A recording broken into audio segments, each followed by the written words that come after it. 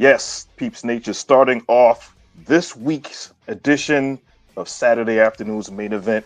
Of course, the crew is going to be here. I will introduce them in just a little bit, starting off a little bit different here. But yeah, right here, top of the show, it's 3:02 Eastern Time.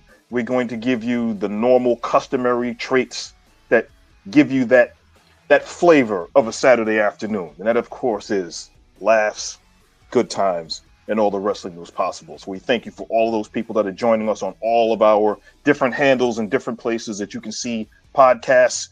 I'll give you those handles at the top. First of all, if you're on Instagram, it's Saturday Afternoons _main event. If it's on X, it's at Saturday Main. And if it's at TikTok, Saturday Afternoons ME. So we thank you for joining us. We got a huge week, and it's a great wrestling weekend today. We got next week is going to be also another wrestling weekend. We'll get into that as well. But first, I'm not going to be doing this show alone. I am going to be handing it off to my partner here on this show as well. From the older iteration of Saturday Afternoon's Main Event to the current, you can't do a show without dialing 4 numbers. And those 4 numbers start with 411. And that is, of course, Mr. 411 Christopher Morton. Step in. Hello, Nate. Hey, what's going on? It wouldn't be the heel in me if I didn't say that if you had to do the show alone, I think everybody would fall asleep. So we bring some energy to the table, and it's good to be here on a Saturday afternoon in New York City and across the globe, wherever you may be watching or listening. Yes. And big game coming up in a few minutes. Well, we won't talk about college football, but what we will talk about is that we are not alone. We have someone else with us today. We have making his triumphant return to Saturday Afternoon's Main Event, intellectual property. He's more dirty than Dom. He makes your TikTok. He's more uncle than Dave. He's the only uncle that matters. Your uncle, Triple C. Welcome, folks. It is great to be alive on a Saturday with you guys and your uncle. Of course, the reason I'm here is because once again, my boy Dominic Mysterio is once again the greatest mega two-time, folks. Two-time intercontinental champion of all time. It is great to see you guys, the Peep State, Mr. 411 Christopher Morton, and of course, me, your uncle, Triple C, here with you guys on Saturday Afternoon's Main Event. But of course, we'll get to everything. Of course, the main thing is my boy, Dominic Mysterio. But we do have another person here. Nick. Let's see what happens here as we go to the one and only, who is here without question, Cero Miedo, my partner, the phenomenal one. Voy a romper tu madre! Oh, good grief. I'm in my Pensa era today, ladies and gentlemen. For one night and one afternoon only. Hello, gentlemen. How are we doing today? We've gone lucha today. We've gone lucha today, ladies and gentlemen. Yes. It seems that Uncle Triple C is already diverging into his daily dose of Grey Goose. Mr. 411 is out there watching college football. Of course, in 2 hours, his Crimson Tide take on the Georgia Bulldogs. 1 hour. 1 hour, indeed. Peeps Yes. Nate doesn't have to go ahead and get used to, of course, Penn State football this year, but it's okay. It's okay. Because, ladies and gentlemen, boys and girls, children of all ages, it's a Saturday afternoon. And, of course, with everyone here, we welcome you to Saturday Afternoon's Main Event. So without further ado, with all the guys here, with you guys watching on Twitch, Twitter, and YouTube, I think it's only fair that we get into our wrestling news today. And that happens with one thing and one thing only, of course. Toast to you, Uncle Triple C. You hear that sound? It's time for one thing and one thing only. Guys, it is time for, of course, Three Rope Talk. Talking all things wrestling within the confines of those squared circles. Now, look, I think it's only fair that we start off the show today with our War Games review from last week. 4 matches on the card. One of them being Uncle Triple C's favorite, Unc. Your boy, the greatest intercontinental Triple A Mega Champion, the deadbeat son, Dominic Mysterio. Yes, I know. It's okay. But of course, the returning Liv Morgan to help him, the Judgment Day by his side, and once again, Dominic Mysterio reigning tall. How did you feel about the match? You know, John Cena, next week, we'll see you for the final time. But the ones that you are seeing is my boy, Dominic Mysterio. You know, I cannot believe how John Cena stooped to that kind of a level on his penultimate match when he purposely hit that referee. But the way I see it is that Judgment Day, you know, they came, they helped Dominic, but at the end of the day, Liv Morgan is back, and now my boy is now. Don't want to hear no more. I don't want to hear about that deadbeat Rey Mysterio who has done nothing in this business compared to my boy, Dominic Mysterio. Dom is the greatest mega 2-time IC champ of all, champion of all time. The way I see it is that I don't care about next week. Who cares about John Cena? I don't care. What has John Cena done in this business? But I'm sure you guys will get to John Cena in a few minutes, you know, talk about different things. But the bottom line is that in his hometown, Dom did what was right, and Triple H corrected his mistake a couple of weeks ago when they were in that stupid area, that stupid city called Boston. But anyway, that's.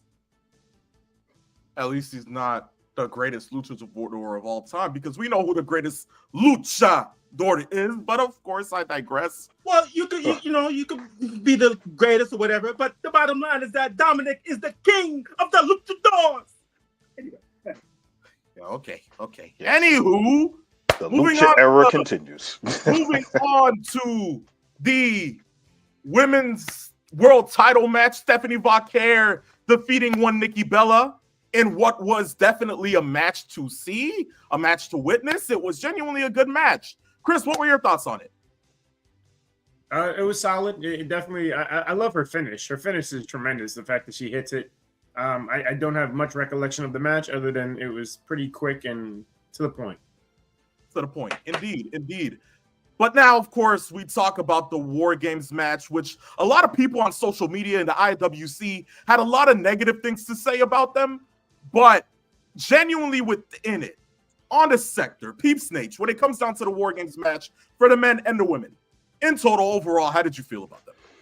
The men's War Games match was much better for a lot of reasons than the women's match. The women's match came across to me as a gimmick match with a bunch of set pieces, as opposed to a match that had two teams feuding because they did not like each other. It didn't come across that way within the match. It came across as a lot of bringing in weapons and doing other things that take away from what the War Games were. Now, they were all athletic. They're all gifted people in the match. It just, for me, did not click. And I had this conversation with my partner over the week about the way the War Games are and the way that this goes, and even to the uncle.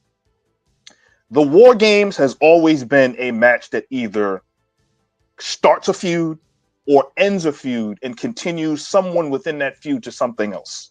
And I didn't get that feel with the first War Games. The second War Games match gave me, for the most half of the match, into that part where we got the teamwork between Cody and CM Punk, the heart attack tag team move, the doomsday device within that match. There were certain parts of that match that came across as war games. I still don't like the fact that you don't see both teams outside wondering who's going to be coming in. We already know the advantage based on the single match that happens usually the week before, the night before, whenever they do that. I still think there are certain tenets to a War Games match that should be obeyed no matter what. And this is where I think they kind of stray away from the concept of what the War Games was. Okay. Now, of course, the talk of War Games this past week. Who is the masked man? Guys, I know everybody has been having their thoughts. Uncle Triple C, who do you say it is? Obviously, you've been hearing rumors. Austin Theory, maybe a Carmelo Hayes, but I don't think so. So to me, I would. That's the person I would go with is Austin Theory. Chris, do you feel the same? Okay, so the thing is, no matter who it is, it has to be a big splash, right?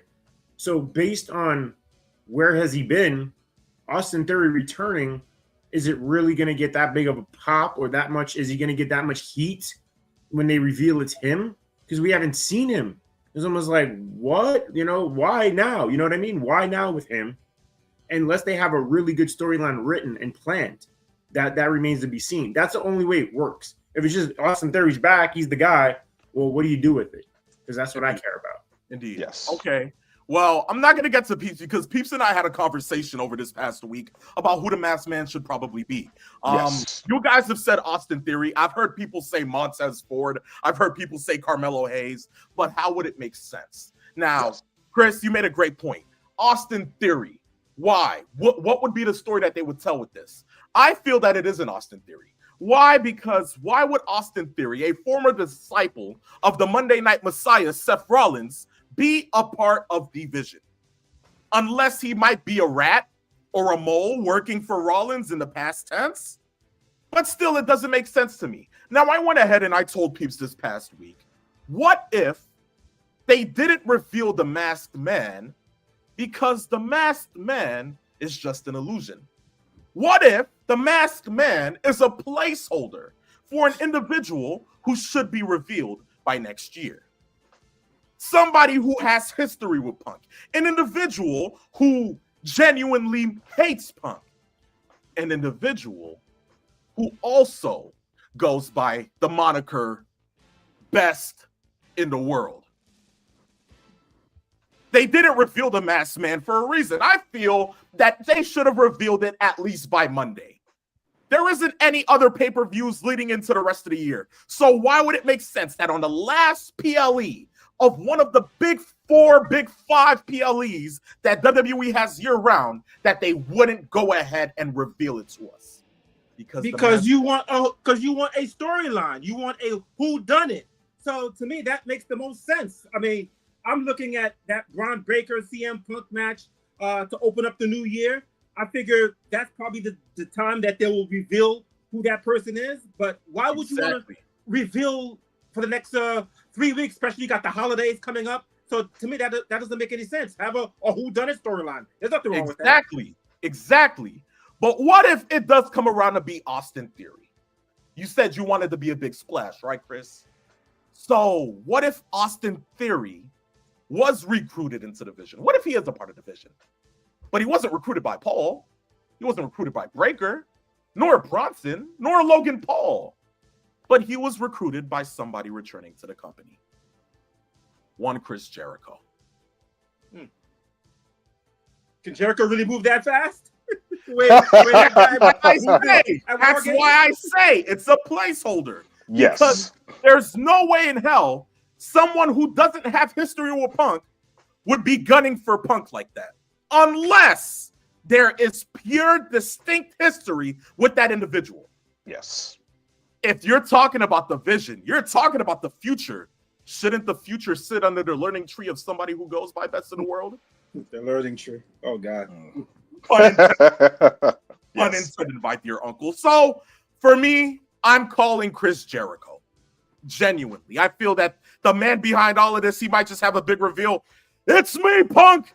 It was me all along, Punk. I digress. But still, I'm calling Chris. Genuinely, I feel that there's history there. There is something there where you can sit there and put him in division and have it be so-called somewhat of an evolution kind of storyline. If it's his last year next year and he signs with the WWE and you're calling it a retirement tour, why not Chris Jericho go out with a bang being a heel? He can fit it. He works it well. And being with Paul Heyman by his side. And also he was the ECW original, if we could go ahead and add that in a sense, if we want to. So look, said it there. But that's just me. Yes. But genuinely, all in all, War Games itself was the last PLE for this year. Of course, we have one more show to go, being next week, being Saturday night's main event with John Cena's last match. And then we move into the road for WrestleMania next year. But all in all, if you had to give it an overall rating, what would you give it, Uncle Triple C? I'd give it a B minus. I felt that the women's War Games, to Nature's point, I didn't think it was thought it was just bland. It was all right. Nothing spectacular. The man, as far as who you're talking about, they're a phenomenal one. And obviously the storyline within that match, as Nate was alluded to before, with Roman Reigns telling Cody, hey, that's the last time we've teamed up. And clearly, to me, we're heading towards a Roman Cody 3 at WrestleMania. So there's that to be told. So all in all, I thought it was a B. And the reason I gave it that higher grade is because my boy, Dominic Mysterio, is once again the Intercontinental Heavyweight Champion. Peeps Nate, what was your overall grade of Survivor? This was a show that was a sum of its parts. I didn't like the first War Games match as much. The low-key match for me that I enjoyed probably almost as much as I did not expect was the Stephanie Vaquer match. And I said this before, a lot of people didn't see that coming. The way that match was, they brawled out on the floor. There was a palpable tension going through the match. Not to say that anybody thought Nikki Bella was going to win, but she showed and kept up with Stephanie Vaquer after this run started. And I thoroughly enjoyed the match from start to finish. I thought that was a really good match. The men's War Games gave you what you were kind of expecting. Violence. Only one person bled. Well, two, if you think about it. You had Punk bleeding buckets for a little bit. You had Cody with a cut on his eye. There were a couple of things within that men's War Games that they needed to iron out. There still should be a fence on the top of the cage. That's me. But overall, I'll give it a B because it was a solid show. It was a good show. It could have been better, but based on what they were giving you, it was all about the payoff to the men's War Games match. That's really all anybody cared about between that and the fact that John Cena lost the IC title leading into his last match for Saturday night's main event. I don't think it was a memorable War Game, something I can easily forget. Like when we talk about it right now, all I'm thinking about is who the mystery person is. Aside from that, it was just matches. Nothing really stood out. And I will say this, no yeet. Usos suck. They've got themselves a problem now with Jey Uso as far as how they plan on using him going forward. LA Knight, I thought was when we had our group chat, I thought that the masked person was going to be LA Knight because, first of all, we've seen LA Knight jump to the top rope and have that kind of leaping towards a cage of something. He's a very athletic person for his size. The other thing that we've also seen, I believe he had a match with Seth Rollins and attempted to stomp himself at one point. So that could have been the case. In the discussion that I had with the Phenomenal One, as we talked about this whole thing, that it could potentially be Jericho, basically giving you false swerves of who's going to be in the mask going forward, similar to what they did with the Black Scorpion. That the Black Scorpion was supposed to be this person, and it ended up being somebody else, and it being somebody else, and then eventually, God in heaven, it became Ric Flair. But that's not where I'm coming from. I digress. What it's going to be is if this is the payoff and we do get Jericho, it works. But also, if it was LA Knight, it works as well because he's got beef with CM Punk. They wrestled each other not that long ago. So that would definitely have worked. Indeed. But until we wait for the payoff, that was Survivor Series War Games, and that was our review of it. Moving on from that into Three Rope Talk, we are going to talk Warner Brothers. They have been bought by Netflix for $72 million. This being a large deal, of course, still pending. This correction, 72 billion. Billion with a B. Billion. Yeah, that's a lot of Netflix subscriptions. I was gonna say 72 million kind of light. Well, jeez. You see that? But here's the thing, though. Triple H could have bought that if that was the case. Well, peeps, here's the thing. Warner Brothers. Yes. HBO Max. Yes. Time Warner? Doesn't that all go into Warner Brothers Discovery? Yes, it does. So what's going to happen at AEW? The plot thickens. Changes. I mean, come on, let's be honest. I mean, you really think anything is really going to change?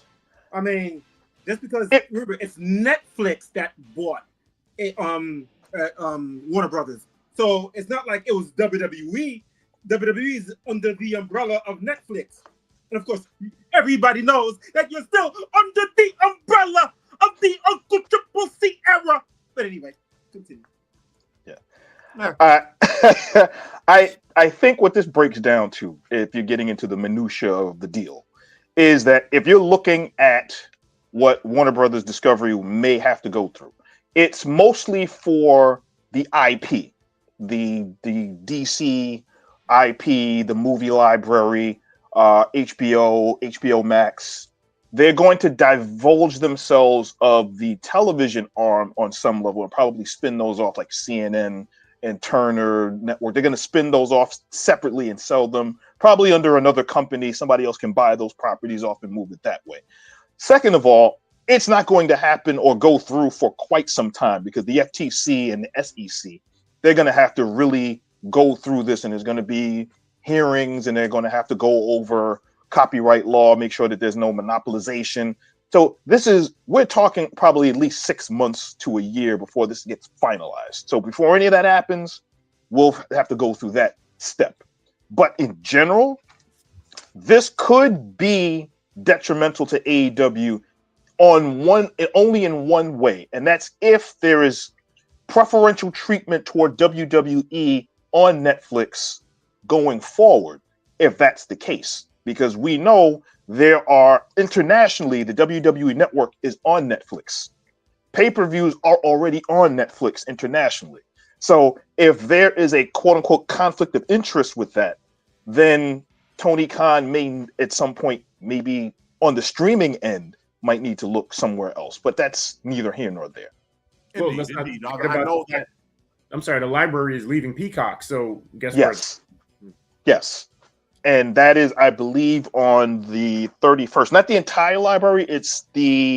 I believe it is the WCW library and some other older, I think, NXT stuff that was on Peacock will be leaving. If you think about it, part of that library expiring, the WWE has opened up their YouTube WWE Vault, WCW Vault. So a lot of the programming that was initially on the network that was there is now being uploaded almost on a daily basis to their YouTube channel. So for those that are afraid that they're not going to be able to see what they want, you'll probably be able to go on YouTube and check it out at some point there. Right, real quick, Uncle Triple C, did you just happen to look up what Mr. Smart Brother over here said? That's exactly right. Okay. You know me well. You know me well. Because I said to myself, what is a minutia? So Nate takes up more than 5 minutes to explain all of that, but it means a minute or a minor detail. That's what minutia means, because I didn't know, but Mr. Yeah, no, Nature's like AEW's matches. Less is never more. Oh, Lord. Well, all in all, we can move from that. Still in the world of AEW, Uncle Triple C, if you feel the need to dim the lights, you may, my friend. But Mercedes Mone has lost the Ring of Honor World Women's Television title to Red Velvet, being and marking the first title she's lost since, of course, her Ultimo era. Now, peeps, we've talked about this for a cool little minute. Yes. We have said that we need to see the downfall of Mercedes Mone so that the storyline of her hopefully winning the AEW Women's World title soon can come into fruition. Yes. And now it seems that it's begun. Peeps, how we feeling? That's a good start. They probably should have started doing this months ago, before we even got into All In Texas.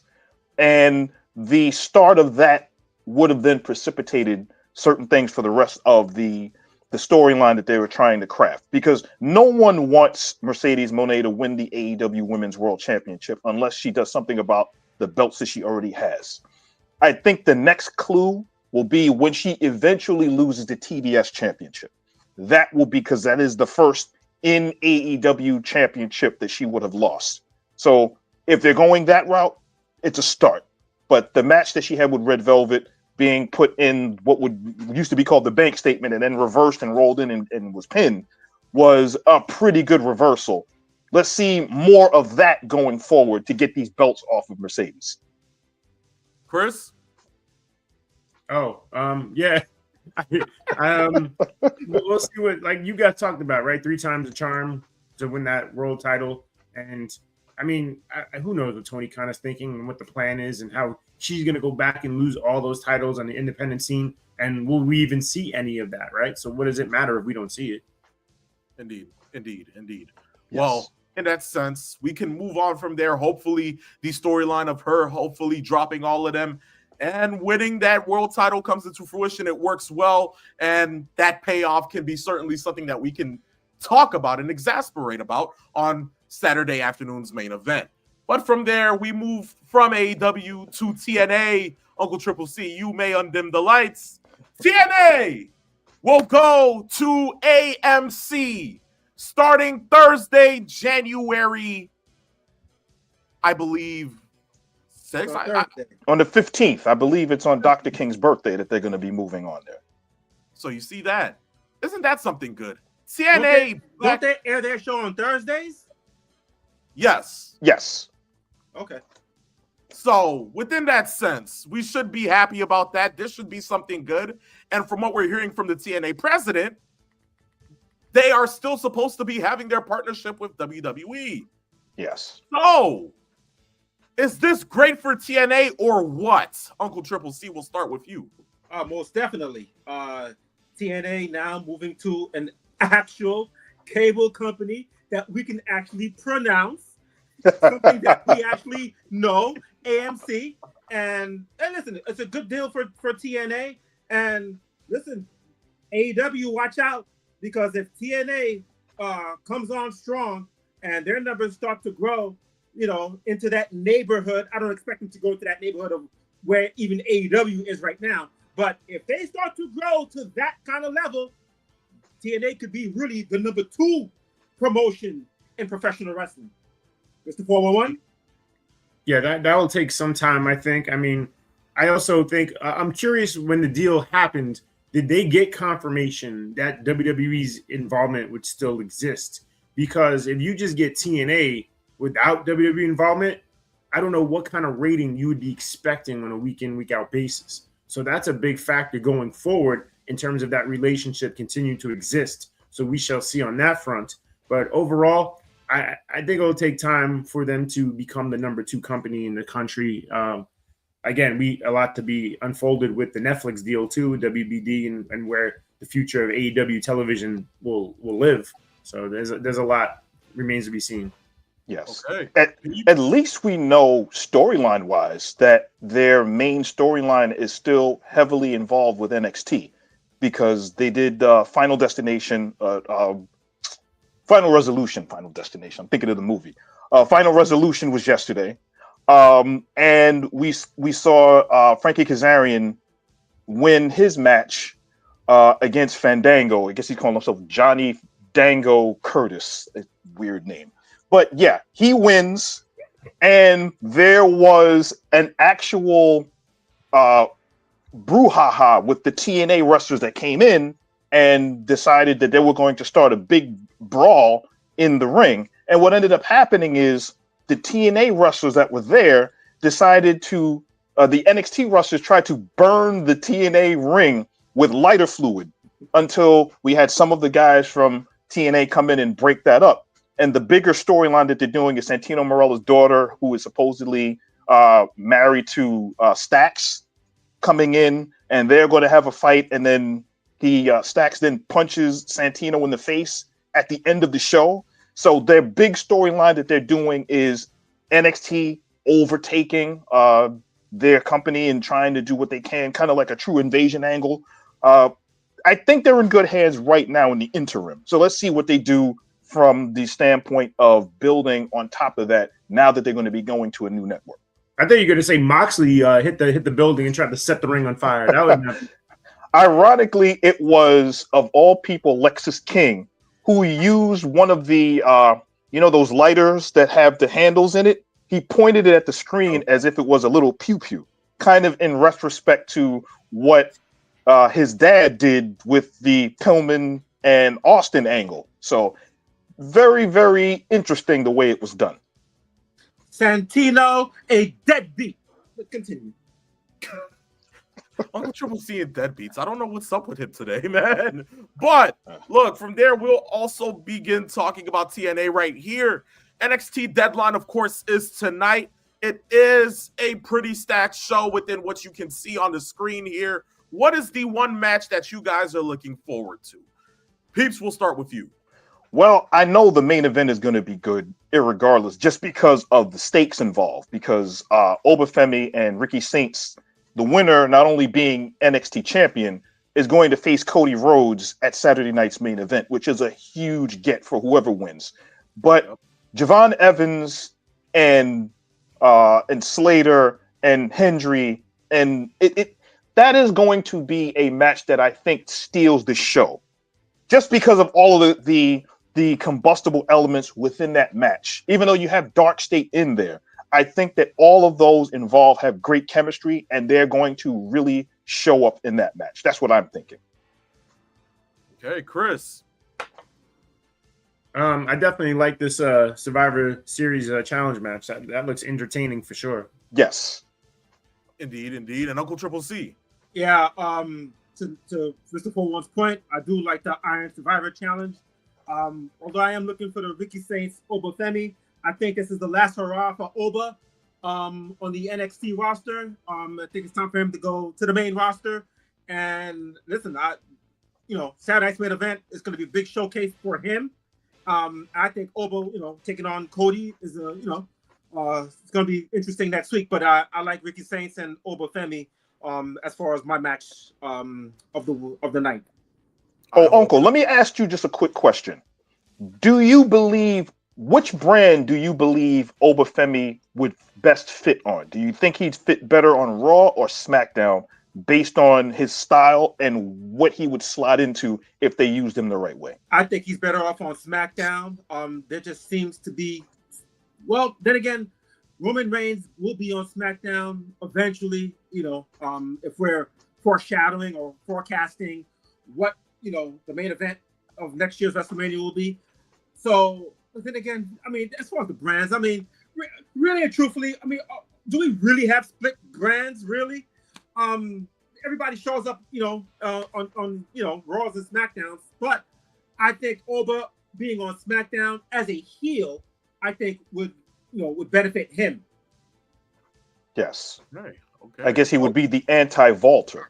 So if Oba's coming up, right, and we talk about Lash Legend already on the main roster, where's her husband? What's his deal? Why is he not there yet? That's Indeed. Good point. I agree. Good point. I agree, because I feel that Trick should have been on the main roster a long time back. But it seems like, I don't know, they're probably waiting on going ahead and introducing him at the Rumble alongside Oba. I wouldn't be, shocked if that was the plan. But I do feel that by next year, early January, late January, we should be seeing Trick on the main roster. Maybe by the Rumble. I wouldn't be surprised if they show him in the Rumble. And if the idea is to bring Trick to the main roster, maybe you start there. I agree. Do you worry that they started to lose confidence in him for the main roster, or they don't have a storyline for him? I think that's probably what it is. I think that's more that they don't have a storyline for him. That's what I'm thinking. Indeed. I'm thinking more along the lines that if it's Rumble, Carmelo Hayes makes his entrance, probably gets 1 elimination, gets 2 eliminations, because I feel that this year's coming Royal Rumble, Carmelo Hayes should be an Iron Man. Even though he might not win it, I think Carmelo should be an Iron Man. That should book and begin his year. But if he's going to be making a couple of eliminations, or he's going to be staying in for long, and he probably has a cool little segment where he stands in the middle of the ring, I feel that the next person that would be introduced is Trick, and they probably have a face-off just from their recollection of their past history within NXT and go from there. That's my mindset. But still, we have time to go ahead and sit there and see what the plan would be for Trick. But I think that's the way that they would probably go about it in the Carmelo can be an Iron Man as long as he doesn't become a Ziggler, if you understand where I'm coming from. Because that's basically what they've turned him into. Damn you, Triple H! I digress. But look, this is Saturday afternoon's main event. Me, the phenomenal one, alongside of me, Peeps Nage, down below, it's the Uncle Triple C and Mr. 411. We're here to give you laughs, good times, and all the wrestling news possible, guys. This marks the end of 3 Rope Talk. You want to keep up with all the latest social media news and updates when it comes to the world of professional wrestling. All you got to do is one thing and one thing only. Follow us on our social media platforms. Instagram being Saturday Afternoons _ main event. Twitter being Saturday Main. And, of course, TikTok, where we post wrestling news and wrestling memes for your enjoyment, being Saturday Afternoons ME. With that being said, before we go ahead and get into anything else, Peeps, give us the ratings for the week. I'll give you the ratings for what came in for Thanksgiving, because I guess because of the Thanksgiving week, all of the ratings are backlogged. So what we do have, the most current ratings are for SmackDown. SmackDown last week, they did 1.21 million with a 0.29 in the demo. This past week, they actually decreased a little bit. They did 1.14 million with a 0.28 in the demo. As far as last week's ratings with AEW and NXT did 600,000 with a 0.11 in the demo, and AEW did 512,000 with a 0.10 in the demo. So the ratings went up for AEW, and the ratings for NXT dropped some. Okay, Uncle Triple C, you may have to dim the lights right now because I'm going to talk about Dynamite for a quick couple seconds here. Well, before you talk about Dynamite, before the ratings go downhill, my boy, Dominic Mysterio, El Campeon. Good night. So I know we had started the segment a couple weeks back. When did Mr. 4-1 turn off Dynamite? Anybody want to guess this week? I'm going to guess it was during the Moxley match. You think I made it all the way to the main event, huh? Wait. No, it's funny you say that because I did. You nailed it. You actually nailed it. Okay. I was just watching the Moxley match at the beginning of the show. I just finished it. First of all, before I get to the good, that match is horrible. Horrible. Those two, you can't look more fake the way they hit each other. You see how badly they miss on certain aspects. They can't even make it look real because they don't know how to work. I mean, okay, Claudio's better than Moxley without question, but Moxley will miss stuff by 3 feet where you see that it's not even coming close. It's so embarrassing. It's so bad. If you're a fan of Jon Moxley, you really need to get your head and mental well-being evaluated because the guy is one of the worst in the business ever. He's so bad. Okay, so let's talk about the good. I love the open with Joe coming out. Kingston. Listen, yes. I'm not the biggest Kingston fan, but in small doses, Kingston works, okay? He works. His promo putting Joe over in terms of his legacy in the business and saying if you're the Samoa Joe that I know that beat my mentor Homicide. Yeah, that Ring of Honor Samoa Joe. That Samoa Joe does not show up. I'm walking out with that title. That was a good promo in the short time that they gave that. That works. Yes. The rest of the show worked for me. These Continental Classic matches, they hit. They hit. Nothing embarrassing, nothing over the top, except for Moxley, of course, has to bleed, right? We got real standardized wrestling matches. Like the one match that stood out for me is Kevin Knight against Kyle Fletcher. That was really good. Yes. That was the best I've seen from Fletcher from the standpoint of this. He didn't bleed. He didn't drop somebody on the head 20 times. He didn't get dropped on his head 20 times. Kevin Knight is something here. He's something special, I think. Talk about how good John Evans is. How good is Kevin Knight? Oh, yes. And he looks the part. He's clearly in the gym. He's not small. I was really impressed with this match. And even watching, okay, so a lot of the people that are smarter to the business than I or anyone here would be the insiders, the ones with the podcasts that talk about what guys are not doing correctly in terms of facial reactions, selling as a heel, little things that we learn through them, right? We learn and we say, okay, well, he's not doing that right according to so-and-so. Fletcher got better in this match in terms of the things he did. You saw his facial reactions on certain big moves that Knight hit. And finish made sense. They didn't kick out of 1,000 things. They had some false finishes, but it was nothing crazy with like I just mentioned. So solid match, solid show overall, very enjoyable match. Things you could do without, like the whole Young Bucks storyline, whatever. That's for them. They love that stuff. Jack Perry, you can't take him seriously. It's a joke. Like what I said about Moxley applies to Jack Perry. Total embarrassment of the business. But overall, a good showing for Dynamite. Yes, and the Fletcher thing, that goes back to what we talked about in his match against Mark Briscoe with the almost the spot that they tried to do with the screwdriver. And then we start the Continental Classic, and the match he had with Okada last week was the beginning of that, because we saw those kinds of the facial expressions and how that worked into the match. And then when the match was over, what happened afterwards, and then going into this match against Kevin Knight, it shows that they're finally getting him on that track to build him towards where he should be this time next year. So yes, that it was a really good showing. The tournament for me has always been the highlight of AEW programming when we get to the Continental Classic, and I thoroughly enjoyed it. The one thing that I did not care for was, why would you have a special stipulation for a tournament semifinal for a vacant tag team championship?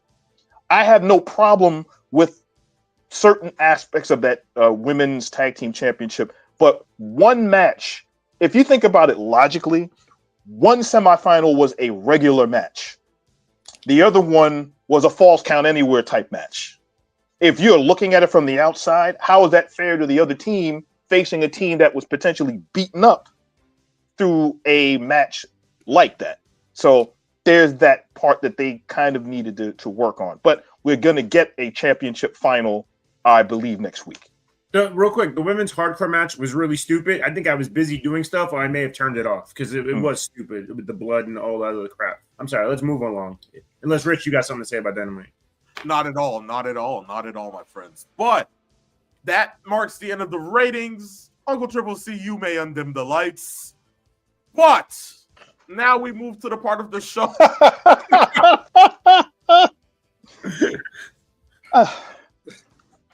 I was about to say that was a great costume. He looked almost like Dominic Mysterio. Just amazing. Just amazing. What a champion. God. Yes. Anyway. What? Look, we've moved to the part of the show where we get to go ahead and answer our question of the day. Of course, guys, you guys can send in a question. We get to pick from a poll, and we get it answered on the show. If you want to be a part of the action and you want to try to go ahead and get your question answered, and you think your question is that damn good, go ahead, DM us on Instagram at Saturday_main event. Send in the question, and we will get it shown up on the show. Now, look, this week's question comes from Master Sean 007. He says, "Greetings, gentlemen. I have a question and a comment. Will Vince McMahon show up for John Cena's last match? And 2, not sure if anyone has said this, but what if the person who attacked CM Punk turned out to be Jake Paul?" Jake Paul? Why? Thank you. Jake Paul being in it, I don't understand that. There's no correlation. Sorry, that doesn't, yeah. Especially since he hasn't really been on camera in WWE, maybe in passing. That's about it. Yeah. That's the question of the week. That's the best we can do. Mr. 411 Kings. He cannot turn on the people. The people of Saturday afternoon's main event. And as far as answer the first part. You think Vince will show up? First part, though. No. At least not publicly. If he shows up, it'll be at a hotel or he'll be in a private suite somewhere where the cameras will not be with him, because the WWE do not want any negativity to take away from Cena's last match, because no matter what happens on the show, all the media will be talking about is why Vince McMahon is here, knowing what litigation awaits him on the other side of the next year. Okay. Well, in the same sense, don't you think a lot of people had the same thing to say when John Cena faced Pissman at WrestlePalooza? Just saying. I'm just saying. I mean, if he can face Brock, I think Vince could be locked away somewhere in a suite and they don't have to put cameras on him. If fans catch him, okay, cool. But I don't think WWE would show Vince in any light. If anything, it's a TKO decision. I don't think they want to mess with John Cena and his Think of all of the headaches that they got with Goldberg's final match for Saturday night's main event, and that was shown on network television. This is going to be on Peacock, and if I'm not mistaken, that Cena match is going to be the first match. It's network television, Nate. Yes, it's on Peacock, but it will be on NBC streaming live, well, airing live also. Okay, so they changed it up, so they'll show it there. But in general, do you really want to have that cloud what they're going to do for Saturday night's main event? No. No, I don't think they want, to show Vince McMahon on television. And I don't think he'll show up, because it will take away from John Cena's last match against Gunther, Walter, as you like to say, Nate. Yes. But before we even get to all of that, Mr. 401, something that you said about the old chairman of the board in our group text about attendance and about Survivor Series last week in San Diego. You want to chime in? Yeah, well, a friend of the show, Mr. Pierre, sent that to, I think, all of us, pertaining to what had happened at Survivor Series of people not getting their seats. And Nate, what more do you know about the story? Because I read the gist of it, but what do you know more about it? Basically, from what it looks like that there were people that had good seats in Petco Park to be able to see the event. But some of it was either tarped off or had certain areas where they were looking for better angles from the camera. So fans that actually had good seats to watch had to move their seats to be off camera, meaning that they are looking to make sure that from the hard camera on, they can actually watch the show.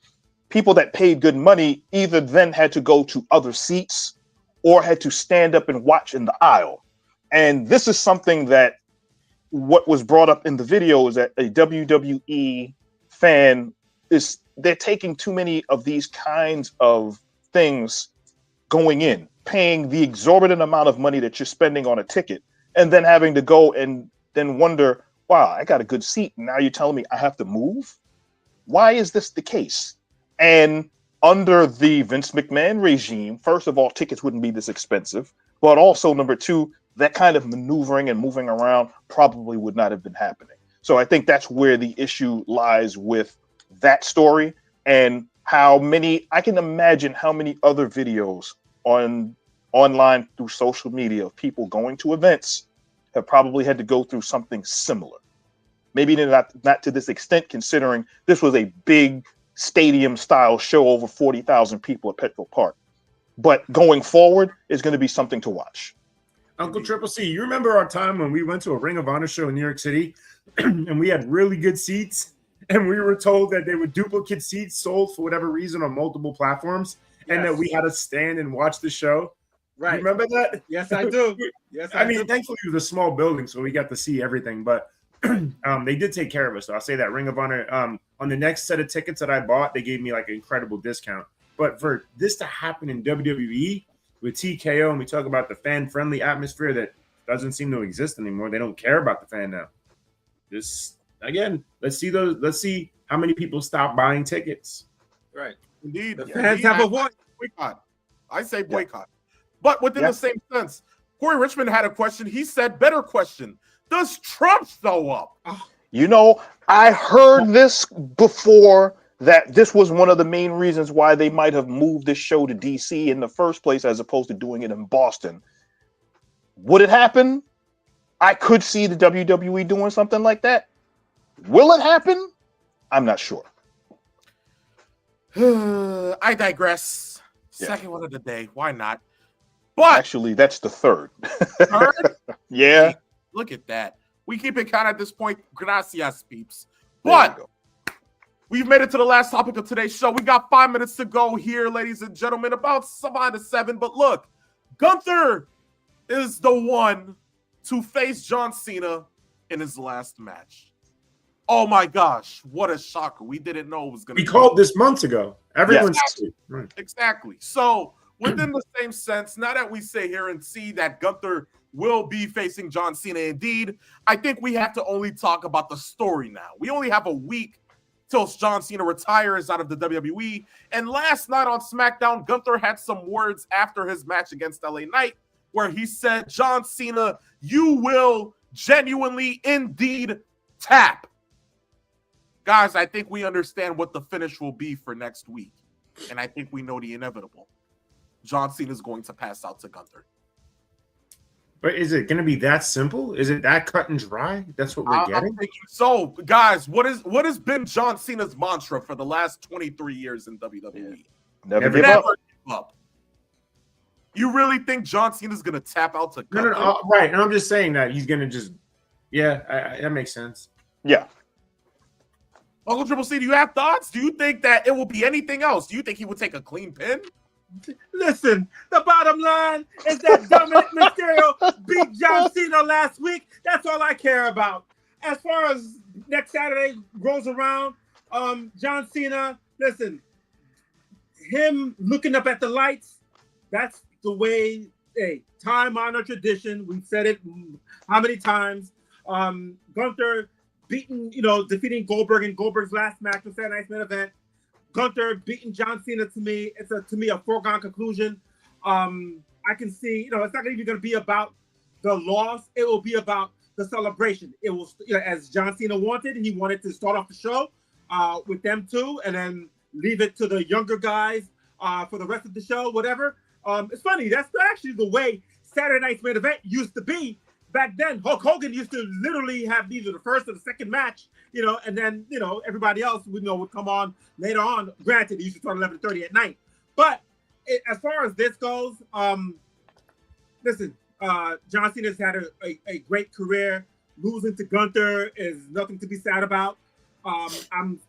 There's nowhere where I see John Cena needs to win. He doesn't need to win. No. Not to say that Gunther needs to win either, but I just think Gunther will beat him, and Gunther will cement his legacy, or continuing his legacy as the guy that will take care of everybody that's on their way out. Also, yes. the newly formed legend killer, I guess we should say, right? Yes. I believe that's the story. We talked about this also just earlier this morning, actually, that what happens here in this match will go into Walter right now is on a legacy path where we're not seeing him every week. We don't need to see him every week. But we know when we do see him, he gets that same reputation that ironically Brock got after the streak was broken. We've talked about this before, how I've always thought it was a mistake for Brock to end the Taker streak. But the WWE and TKO have used Brock's streak to make him this invincible monster. What I think has happened here with Walter is this the same kind of periodic matches that he's having with big talent. He has a chance to retire John Cena on worldwide television. That is what I think is going to be the story of Cena tried, he just wasn't good enough anymore. And he will probably get choked out or stretched, And it would be ironic if he put him in a proper STF and got choked out there, or maybe in one of those rear naked chokes, and ends this whole entire career of Cena. And then Cena can go out. They can give him his props. He can genuflect to the fans. They can give him his "you can't see me," and he'll go off in the sunset. Indeed. Well, of course, that will be for next week. Of course, we have Saturday night's main event taking place from Washington, D.C. at the Capital One Arena. So we will leave our predictions for that next week. But as for this week, ladies and gentlemen, boys and girls, children of all ages, this marks the end of one Uncle Triple C. Phenomenal One, you are my nephew. And I have to say, you have never looked better under a mask. Yo, Nate, real quick. I know we're under time here, actually. What's the latest with Becky Lynch and what she's been saying about certain people doing this and that? I've seen the headlines. You tell me, what is Becky Lynch saying? Becky Lynch right now has been seemingly going off on people that don't think that they belong, either that they belong in the wrestling business or some of the other wrestlers that are there. I think what Becky Lynch is really trying to allude to is the fact that there are a lot of wrestlers out there, herself included, who did not get a lot of positive feedback from a lot of other people, a lot of talent, and they just go ahead and stick there and go with what they know. If you're going to be a wrestler in the business, especially from Becky Lynch's aspect of it, you have to work on your craft to get there and also get over with the fans. And that's what she's done. Because remember, Becky Lynch had to deal with Kevin Dunn, who didn't think she was good enough at all to be on television because he didn't like her voice. He didn't like the way she talked. And she persevered through all of that. And this is what's happening now, where you get her and you get her in a ring, and she is by far probably the best women's wrestler in the company. And that's pretty much what she really wants a lot of the other wrestlers in the company to purvey and show. That's where they're going to be going forward. What about the accusations? I had heard something too in terms of a headline regarding past. Yes, situations. There was an accusation of, I forgot who she said either tried to do something to her in the back, something along those lines. And the sad part about that is, in those days, before we've gotten to where we are now in the WWE, a lot of that seemingly was rampant. I don't know how rampant, but we've heard horror stories of how women were treated in the back in the locker rooms in WWE and other various promotions. So going forward, that's something that she probably wanted to bring attention to. And that's what she did during, I believe, the podcast that she was on. Indeed, but I haven't heard anything from the WWE regarding that. They have said that they were going to be looking into it, but they seem to hit a wall. Not sure where it's going to go. We might see within the next week where they might take this, just to see. But until then, we'll go ahead and get the news on that, and we might just save it for next week's episode. Yes. But with that being said, has Bret Hart said anything yet this week? Oh, good grief. I'm expecting something new every day with him. Who is it? Who is it? But genuinely, in the words your favorite wrestling grandpa. There you go. But in the words of one hated by Bret Hart, Vincent Kennedy McMahon, thank you, Padre. Ladies and gentlemen, we'll see you next week for the next following episode of Saturday Afternoon's Main Event. But just remember, this was Same. We're out of Phenomenal One. And I, the Peeps Nate. And for Dominic Mysterio, the greatest mega intercontinental two-time intercontinental heavyweight champion, I am your uncle, Triple C, and for my prestige colleague, Mr. 411, Chris. Say it with me. Roll Tide. No. Good grief. Wow. You want to end? You want to end this show old school, where we showed up, we broadcast. That's it. Thank you for the house. You guys will see you next week. Indeed. This was Same. Peace, love, farewell.